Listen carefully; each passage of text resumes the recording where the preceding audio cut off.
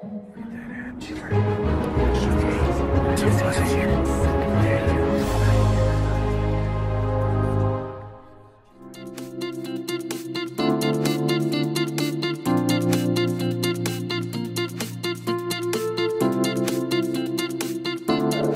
les choses que nous faisons, nous faisons exactement la même chose que toutes les grandes firmes de consulting. On s'interroge sur qu'est-ce que le monde a comme changement à envisager avec les différentes technologies qui arrivent et qui sont en train de modifier notre quotidien. Et aujourd'hui, on a décidé de vous parler exceptionnellement, moi-même qui suis le CEO de d'EPS, avec le CTO de d'EPS, Loïc Bizière, on a décidé de parler d'un sujet qui est particulièrement critique et qui, à notre avis, va complètement changer le monde des affaires. Et on va vous parler de Bitcoin, Ethereum, mais surtout de la crypto-économie. Pour la plupart d'entre vous, le mot crypto-économie ne veut rien dire d'autre que Bitcoin. Et peut-être que vous avez déjà vu ça.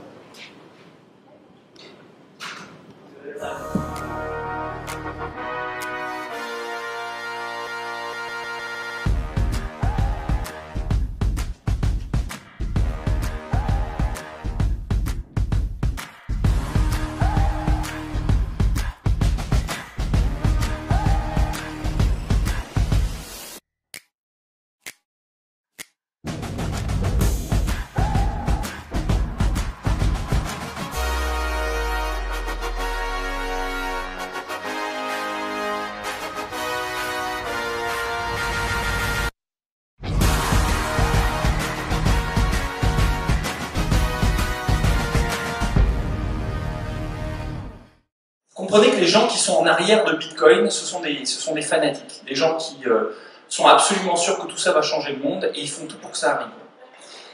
Et l'autre chose qui arrive, c'est Ethereum, vous en avez peut-être entendu parler aussi, une autre monnaie qui en fait, elle aussi, fonctionne comme Bitcoin.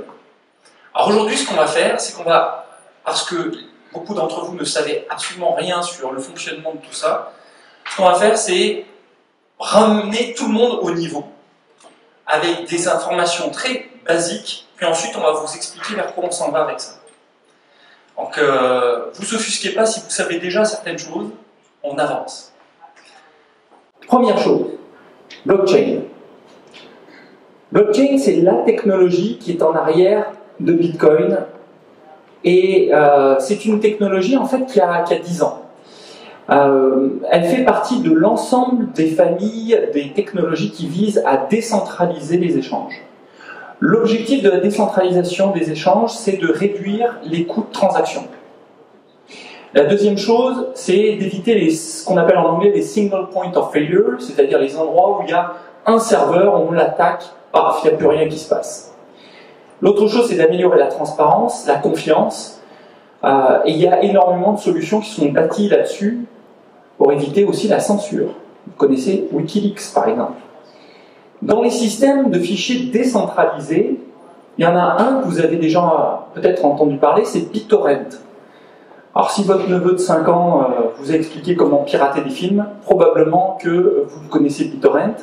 C'est une technologie qui sert à faire en sorte que les fichiers ne résident pas sur un ordinateur, un serveur spécifique, mais sur plusieurs serveurs à la fois. Ce qui permet d'éviter qu'il y ait une censure.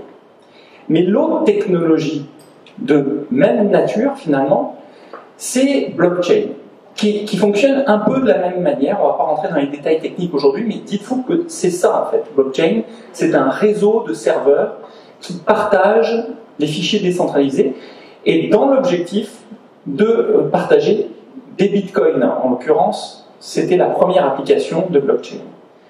Loïc, on va s'asseoir quelques minutes, puis tu vas nous expliquer un petit peu plus, toi qui es le geek de nous deux, c'est quoi l'intérêt de la décentralisation des échanges? On en a un peu parlé, mais comment on le fait technologiquement? Alors, ce qui est important, c'est de comprendre qu'est-ce que veut dire la centralisation pour comprendre qu'est-ce qu'est la décentralisation. La centralisation, c'est à partir du moment où vous avez un acteur qui est central et que tout passe par lui. Vous pouvez imaginer dans un cas réel, c'est la douane. Okay, la douane aux frontières, tout le monde doit passer par la douane. la douane vous demande l'autorisation de passer, et dans certains cas, vous applique une taxe pour pouvoir apporter un bien dans un pays en particulier. C'est très bien, mais ça pose un problème, puisqu'il n'y a une seule personne qui contrôle tout, et si elle ne veut pas que certaines choses s'échangent, eh bien, elle empêche que les choses se passent. La décentralisation, à l'opposé, c'est dire que tout est accessible par tout le monde. Alors ici, la centralisation, c'est des échanges privés centralisés. La décentralisation, c'est le partage public d'informations. Alors là, la grosse inquiétude, c'est de dire si tout le monde a accès à toutes les informations, c'est problématique. C'est pour ça que j'ai rajouté un petit cadenas ici pour dire que c'est toutes les informations, mais privées. Vous avez accès à tout, mais ça ne veut pas dire que vous pouvez lire tout. Donc ici, avec la décentralisation, c'est la garantie que tout le monde a accès à tout, mais seul vous pourrez accéder aux informations auxquelles vous avez droit. Donc la décentralisation, c'est la clé de tout ce qu'on a vu dans la slide précédente, la transparence et tout ce qui évite la censure. Comment est-ce qu'on sécurise les échanges? Est-ce que c'est avec simplement un mot de passe? Comment ça se passe? Bien ici, il y a les technologies de chiffrement ou d'encryption, en fonction de la terminologie que vous connaissez, ont beaucoup évolué avec le temps, mais définitivement, on n'est pas dans des technologies basées uniquement sur des mots de passe, on est dans des échanges de clés privées, clés publiques, et bien plus complexes à partir du moment où on rentre sur des réseaux de crypto-monnaies. Et là, malheureusement, ça dépasse même bien mes connaissances en technologie, je laisse ça aux experts. Mais en ce qui concerne la technologie, on n'est pas sur du login, mot de passe qui est craquable, définitivement. L'une des choses qu'on entend souvent parler avec la crypto-monnaie, qui est un petit peu inquiétant pour beaucoup de gens, c'est qu'il y a des personnes qui peuvent créer de la crypto-monnaie à partir de rien. On appelle ça des mineurs. Est-ce que tu peux nous expliquer c'est quoi le minage et à quoi ça sert? Alors ici, vous allez avoir une analogie. Qu'est-ce qu'un mineur dans le domaine du blockchain? C'est un acteur très important. Prenons le cas ici d'une monnaie. Les monnaies de l'époque, c'était bien l'échange de minéraux précieux. Et puis, qui fournissait ces minéraux précieux? Eh bien, les mineurs. Okay. C'est eux qui authentifiaient que telle matière première ou telle matière précieuse, c'est bien de l'or, de X carats par exemple, et puis lorsqu'on échangeait ces monnaies-là, eh bien, on était certain de la valeur. Donc ici, le mineur, ça a apporté la preuve que son matériau est authentique.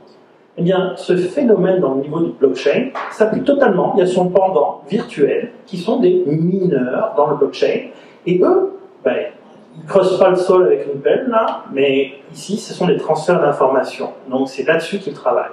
C'est eux qui vont valider que les informations qui transitent n'ont pas été corrompues, n'ont pas été corrompues de manière par erreur ou de manière malveillante. C'est eux qui vont garantir que la matière première qui est l'information est bien valide par le calcul. Le calcul qui consomme des ressources, etc. Au final, les deux gagnent une portion de la valeur de la chose qu'ils ont extrait. Mais derrière, la valeur de ce qui a été échangé, eux, ça ne les importe pas directement. C'est le marché qui décide de qu'est-ce qui va être échangé. Mais eux, les mineurs, sont un élément essentiel puisqu'ils garantissent la validité de chacune des transactions. Donc en fait, si on résume, le réseau blockchain, ce réseau de serveurs, c'est un réseau de serveurs de gens qui s'échangent des valeurs les uns aux autres. Et c'est aussi un réseau de gens qui se connectent à ce réseau de serveurs pour pouvoir valider les transactions des autres, et ça, on appelle ça des mineurs. Exactement. Très bien. Je vais vous faire une petite histoire, rapidement. Est-ce qu'on peut créer de la monnaie si on n'est pas un pays? C'est une bonne question, ça. Hein? Alors, on va commencer par revenir dans les temps anciens, qui n'existent plus, où, quand vous aviez une pièce de monnaie en or, frappée du visage d'un souverain, eh bien, la valeur de la pièce, c'était la valeur de l'or dans laquelle elle était faite. Aujourd'hui, qui a une pièce d'1 dollar ou de 2 dollars sur lui? Vous pouvez la montrer? je te la rends. Je te la rends d'autant qu'elle ne vaut absolument pas 2 dollars. Je vous garantis qu'il n'y a pas pour 2 dollars de matériaux dans cette pièce. C'est une monnaie fiduciaire, du latin fiducis, la confiance. Si je n'ai pas confiance dans le gouvernement du Canada, cette pièce ne vaut pas plus que le métal duquel elle est composée. Je te la rends donc. La monnaie fiduciaire est devenue même tellement basée uniquement sur la confiance qu'on est même arrivé jusqu'au point où on a fait la monnaie en papier. La monnaie papier, pensez-y, du papier et de l'encre. Qu'est-ce que ça peut bien valoir? Rien. Rien du tout. À part si on a confiance que ça vaut quelque chose. En 1600, les Pays-Bas ont généralisé cette façon d'utiliser la monnaie en se basant sur leur empire économique. Ils avaient des comptoirs économiques partout, des comptoirs d'échange. Donc évidemment, cette monnaie fiduciaire est devenue très appréciée par tout le monde. Et les États ont commencé à l'utiliser, à imiter les autres. Mais ce n'était pas basé sur l'or, hein. Beaucoup de gens pensent qu'il y avait des réserves d'or pour pouvoir garantir ça, mais c'est pas vrai. C'est pas vrai du tout. La monnaie fiduciaire, c'est une monnaie de confiance, sans aucune autre espèce de valeur. Alors qu'est-ce qui se passait?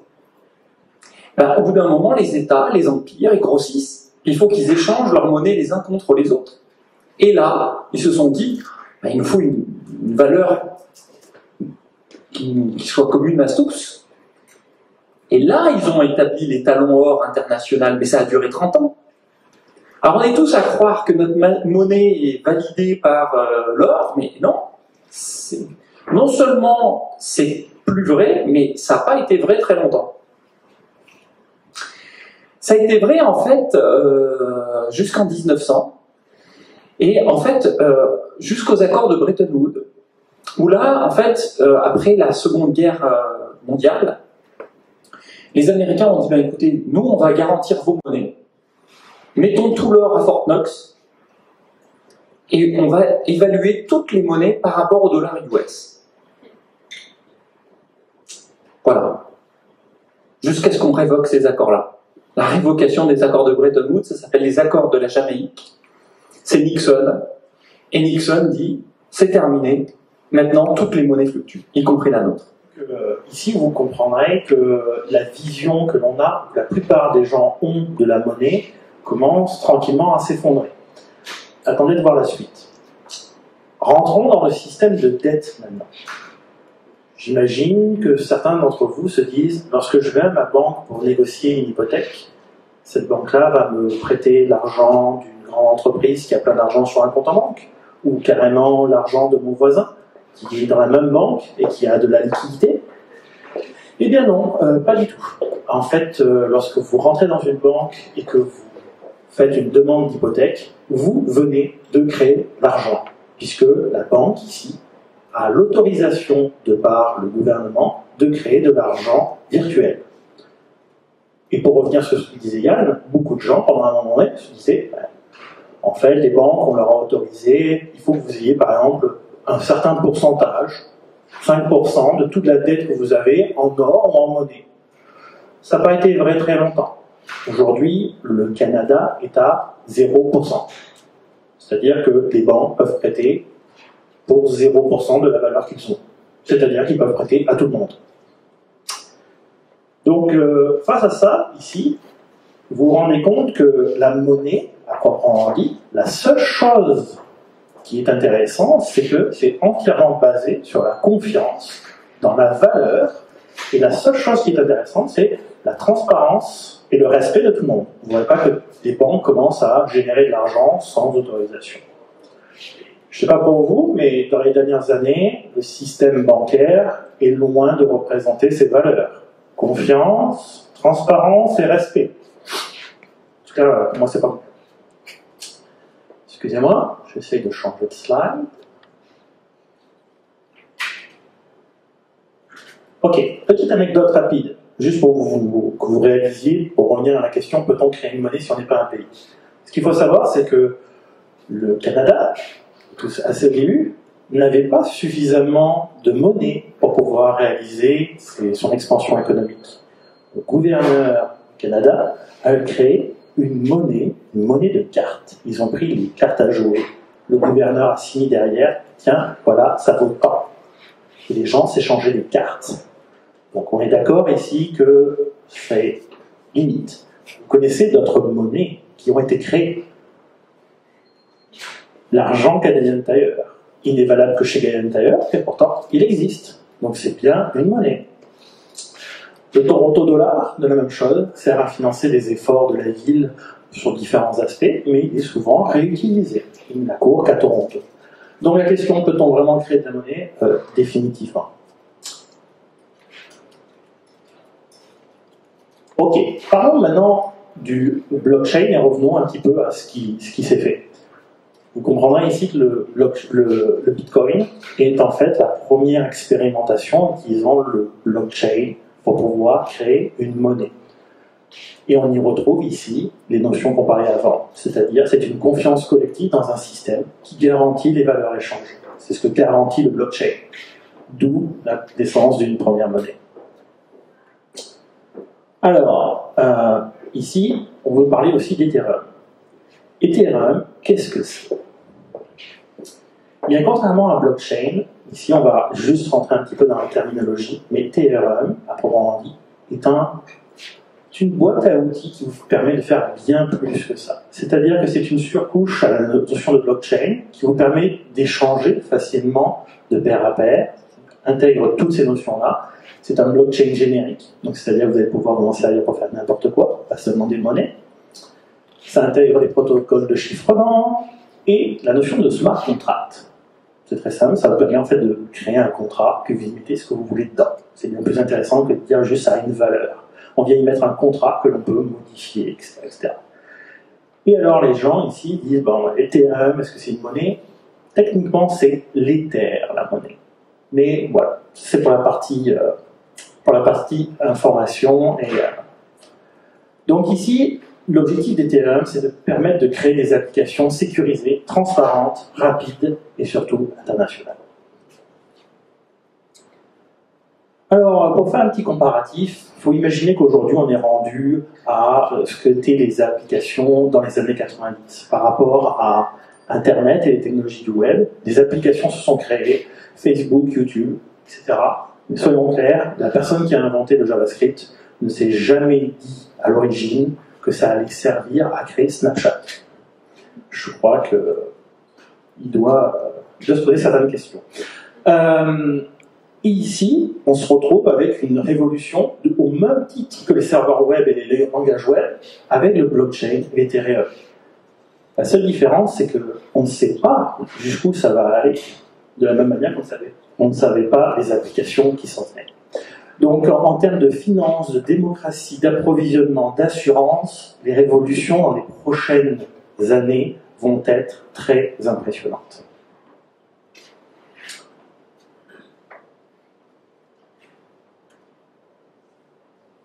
Ok, le Bitcoin a fait 5000%.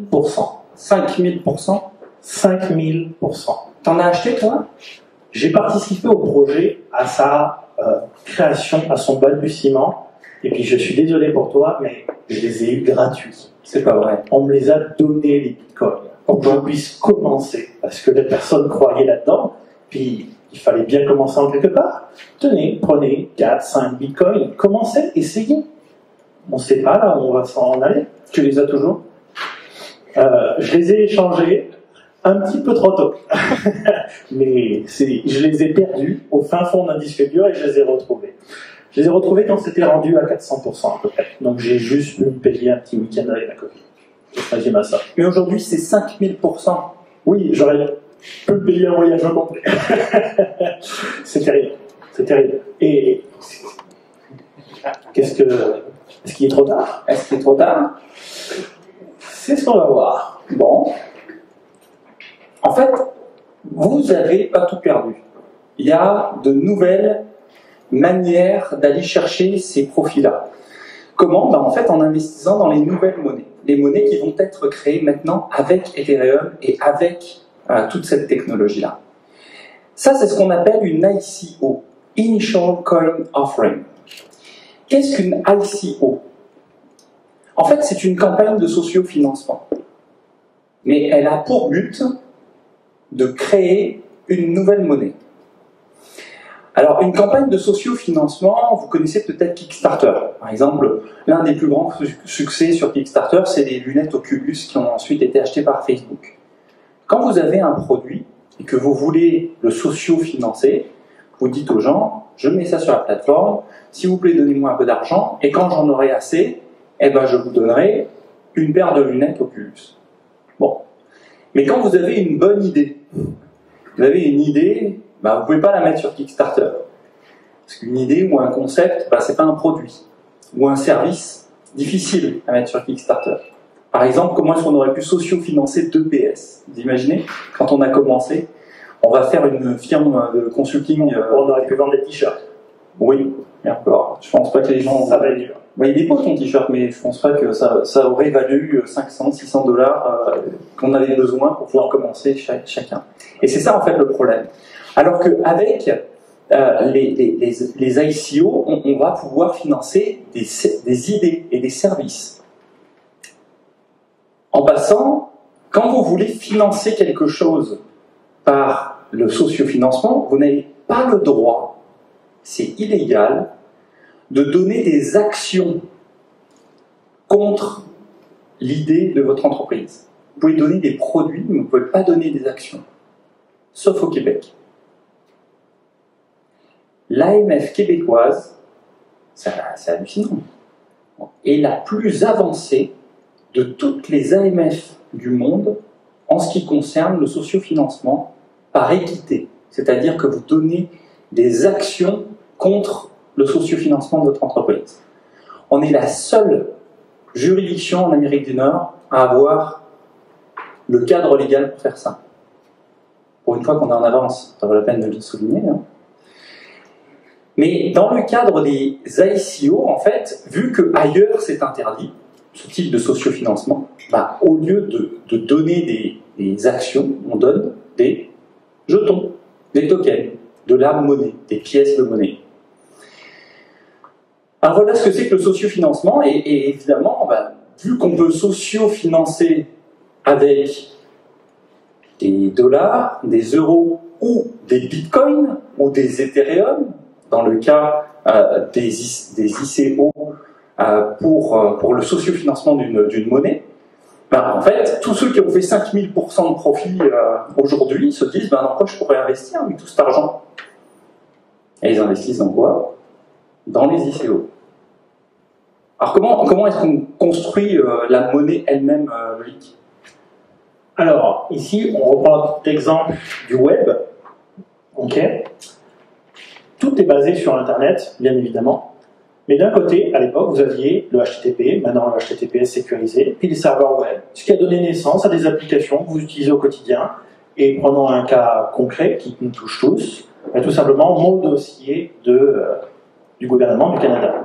Avec ça, vous allez pouvoir faire des choses, mettre à jour vos informations en tant que Canadien, accéder à certains services, mais très très vite, vous allez être limité.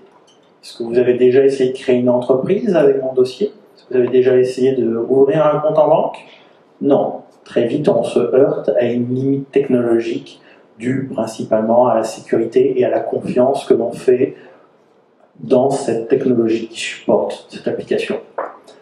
Donc en parallèle, il faut comprendre que le blockchain vient remplacer, est le pendant de l'HTTP, et que des toolkits, des boîtes à outils comme l'Ethereum, vient remplacer les langages pour développer des applications.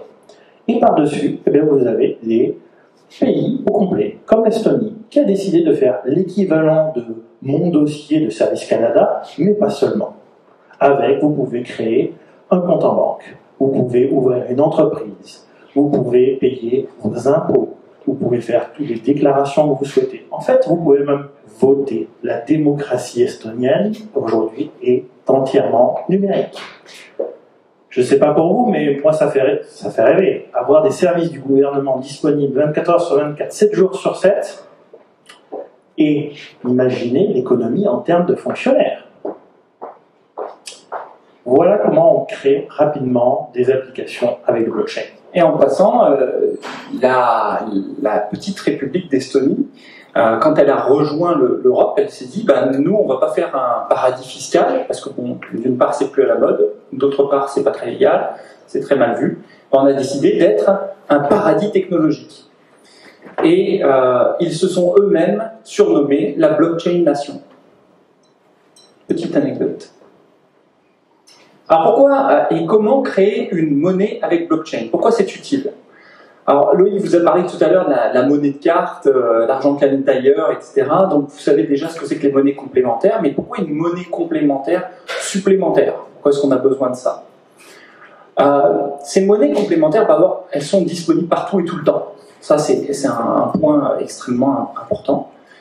Mais en plus de ça, elles ont la possibilité d'être attachées à des contrats, donc de pouvoir dire que l'argent n'est pas débloquable à moins qu'un certain nombre de paramètres soient remplis, pas seulement des paramètres de sécurité, ça peut être aussi le fait que telle personne ait fait ceci et que telle autre personne ait bien fait cela.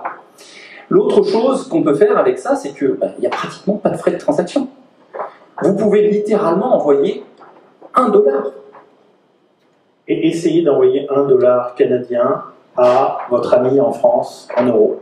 Vous allez vous retrouver à peu près à moins $29.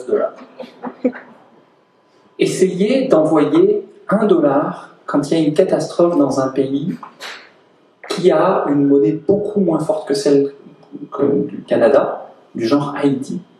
$1, c'est beaucoup. Sauf qu'en envoyant $1, vous n'envoyez rien du tout en fait. Vous allez essentiellement payer des frais de banque. Pas de minima, pas de plafond non plus. Votre monnaie, elle vaut $1 milliard, vous voulez envoyer $1 milliard, il n'y a pas de frais, il n'y a pas plus de frais non plus. Si vous avez $1 milliard, voilà. Pas de contrefaçon. On ne peut pas copier un token blockchain, ce n'est pas possible. Et enfin, c'est lié à un écosystème économique bien souvent, parce que les ICO sont bien souvent liés à une ou quelques entreprises qui forment un tissu économique. Alors là, peut-être que je peux commencer à avancer un peu plus dans l'histoire des ICO, c'est qu'il y a de plus en plus d'ICO qui sont liés à la simplification d'un problème de communication entre 3-4 entreprises. Mais elles sont peut-être pas toutes dans le même pays. Elles sont peut-être entre 10 pays, ces entreprises-là. Donc si ça va mal dans un pays, la monnaie s'effondre, il y a une partie du système économique qui s'effondre, mais pas le système de cette monnaie-là. Parce que comme le risque est réparti sur plusieurs pays, mais dans un seul secteur économique, si vous avez investi sur un secteur économique qui est porteur, vous n'êtes plus dépendant de la fluctuation des monnaies qui sont en dessous de ces entreprises-là. Ça peut paraître incroyable quand on voit les fluctuations actuelles des crypto-monnaies, mais dans les faits, à terme, elles seront beaucoup plus stables que les monnaies des gouvernements.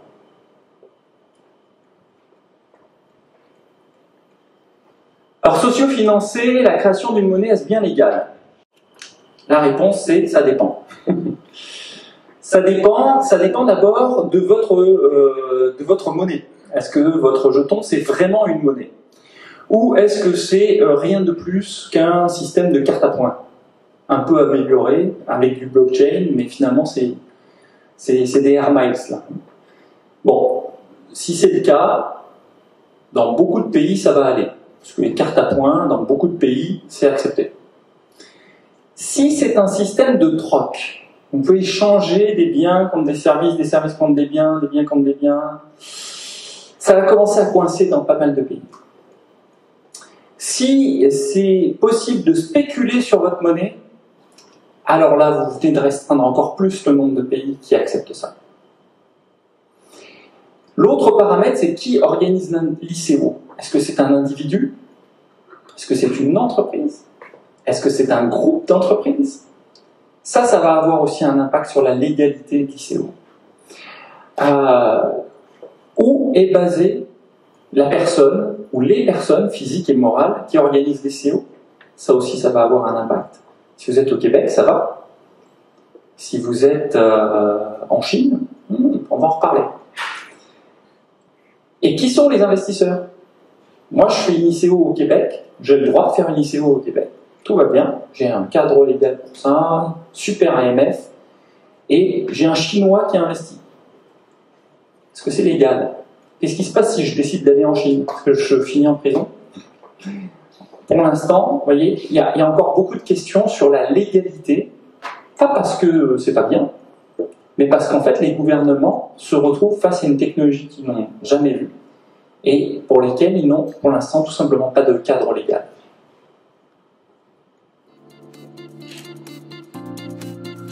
Alors aujourd'hui, dans le monde, quelle est la position des États sur si on fait un peu le tour, sur les ICO?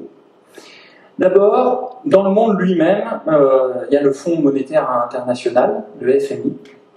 La présidente s'appelle Christine Lagarde, c'est une Française, et elle a dit que pour elle, les crypto-monnaies, c'était la solution pour enfin inclure les pays les moins favorisés dans le système économique mondial. Et notamment tous les pays qui ont des systèmes bancaires qui sont pour le moins défaillants, voire même carrément frauduleux. Bon, ben, pour eux, utiliser un système comme celui-là, c'est évident que c'est très intéressant. Vous serez pas du tout surpris d'apprendre que la Russie, par exemple, est un des principaux utilisateurs de crypto-monnaies et que troquer des roubles contre des bitcoins, ça vaut la peine. Maintenant, parlons de l'Europe. On va commencer par l'Europe. On finira par le Canada. En Europe, bon, on vous a parlé d'Estonie. L'Estonie, ça va bien. Blockchain Nation. C'est le gouvernement qui s'apprête à faire une ICO. Et ils vont émettre une monnaie, une crypto-monnaie à côté de l'euro. Ça va, mais il n'y a pas de problème. Là-bas, c'est bien accepté.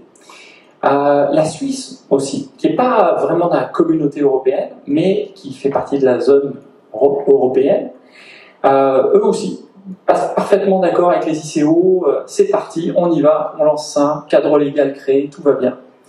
Il faut dire que la Suisse a un vieux passif avec les monnaies complémentaires. Ils ont notamment une monnaie complémentaire qui s'appelle le WIR, avec une banque WIR, W-I-R. Et cette banque, en fait, c'est un petit peu comme notre Desjardins. Et imaginez que Desjardins est un Desjardins dollar. Et qu'une entreprise sur 5 au Québec ait des Desjardins dollars. Vous vous rendez compte de ce que ça représente? Donc pour eux, quand les crypto-monnaies sont arrivées, ils se sont dit, bon, c'est juste la technologie qui nous permet de faire ce qu'on fait déjà. Les autres pays européens, ils réfléchissent. Les Américains maintenant, nos voisins du Sud, nos puissants voisins du Sud et leurs puissante SEC. Vous savez, ceux qui c'est leur AMF à eux, sauf que c'est pas une AMF qui dit vous avez le droit de faire du sociofinancement ou pas, c'est eux qui régulent le Nasdaq, le New York Stock Exchange, donc c'est les ligues majeures. Eux, ils viennent de mettre en prison 2 personnes qui avaient monté une ICO parce que ils ont dit mais c'est une fraude votre truc, vous êtes en train, vous dites que vous vendez des coins contre des bâtiments mais vous les avez même pas, vous vendez des coins contre des diamants mais ils sont où les diamants? En prison. Parce que nos voisins du Sud, ils sont très habitués à des grands scandales financiers, des Ponzi et toutes sortes de choses qui marchent pas bien. Mais par contre, quand ils voient arriver une nouvelle technologie, comme ça a été le cas avec Internet, ils sont un peu dans le wait and see. On va voir qu'est-ce que les entrepreneurs en font, tous ceux qui montent des arnaques en prison, mais sinon on réglemente le moins possible, on attend, on va voir. Donc on sait qu'ils sont en train de travailler là-dessus, on sait que lorsqu'ils vont sortir avec une réglementation, ça va faire mouche, c'est évident, ça va créer des émules un peu partout, mais en attendant, on ne sait pas tout ce qu'ils veulent faire. Je pense qu'il y a des directeurs de banque qui se sont prononcés là-dessus. Alors oui, 2 directeurs de banque, Alors, le CEO de JP Morgan a dit que c'est une vaste fraude et que tout ça va exploser demain matin. Et le président de Morgan Stanley a dit que c'est merveilleux, il faut tous qu'on se lance là-dedans parce que c'est l'avenir. Super. Et des gens dans le domaine technologique, est-ce qu'ils ont leur opinion là-dessus? Bill Gates a dit que le Bitcoin, c'était une des solutions pour pouvoir aider les pays en voie de développement. Donc en fait, des gens très très très haut placés ont des opinions complètement différentes sur la crypto-économie. L'Asie.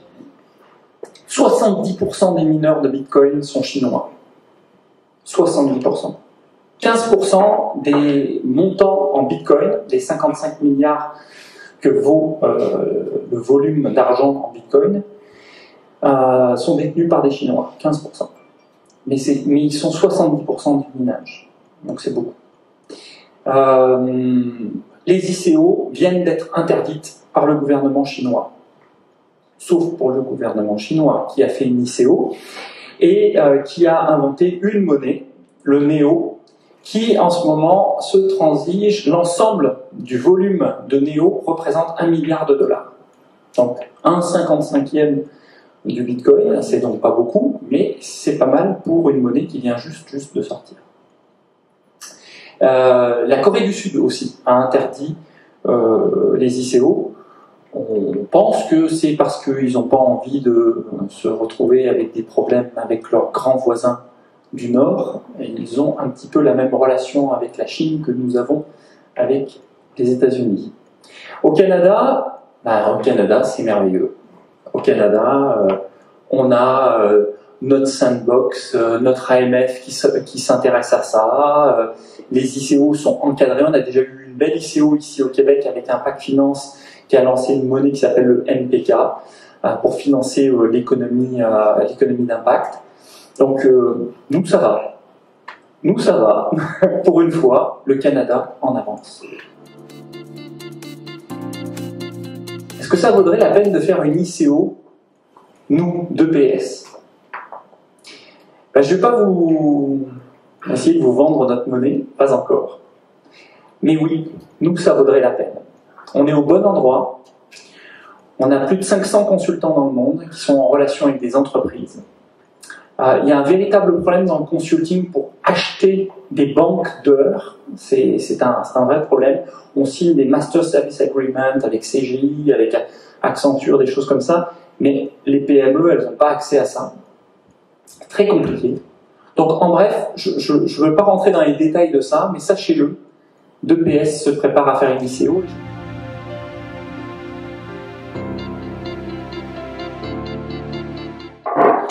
Il y a une nouvelle monnaie, comme tu précises, elle aura toujours une valeur, une parité par rapport au dollar, à l'euro, etc. Comment ça va fonctionner sur une bourse à second niveau?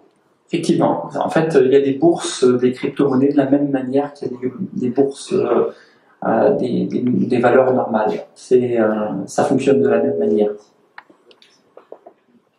Finalement, le Bitcoin est une très très belle marque. Donc, il faut trouver une marque. C'est ça, c'est le principal, la marque qui est mondialement connue.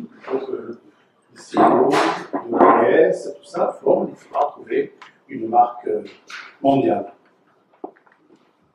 C'est prévu. C'est pour ça qu'on a une équipe. Mais effectivement, c'est ça. En fait, ça revient à aller en bourse finalement, mais une bourse un peu spéciale. Donc effectivement, il faut faire connaître son titre et son ticker. Pareil. Très belle présentation. J'aimerais savoir, est-ce que ce sera une monnaie qui sera à usage interne, en relation avec les différentes compagnies clientèles de PS, ou ce sera à généraliser dans le monde du business des affaires? Il ne tient qu'à nous d'en faire quelque chose qui sera utilisé par tout le monde. A priori, on veut que ce soit utilisé par tout le monde, oui, effectivement. Mais on est au moins 500 à pouvoir l'utiliser, donc on va voir. On va voir ce que vous en ferez. Mais sans tout révéler, définitivement, nous prenons l'ouverture, la collaboration. il serait fou de dire ça va servir que pour nous. Donc, pour répondre définitivement, ce sera totalement ouvert. Question. Est-ce que tu vois Est-ce que tu vois, aujourd'hui, je rentre dans une banque avec $200 américains, je pourrais sortir avec 200 quelques canadiens, au moins, pardon. Est-ce que tu vois une manière que tu peux rentrer dans Bitcoin à quelque part et sortir avec ICO TPS ou non? Oui, ce sera possible. On a déjà négocié une entente avec une place de marché sur laquelle il y a à peu près 40 autres crypto-monnaies et monnaies traditionnelles. Donc oui, ce sera possible. En passant, sachez-le, il y a déjà des ATM Bitcoin un petit peu partout à Montréal.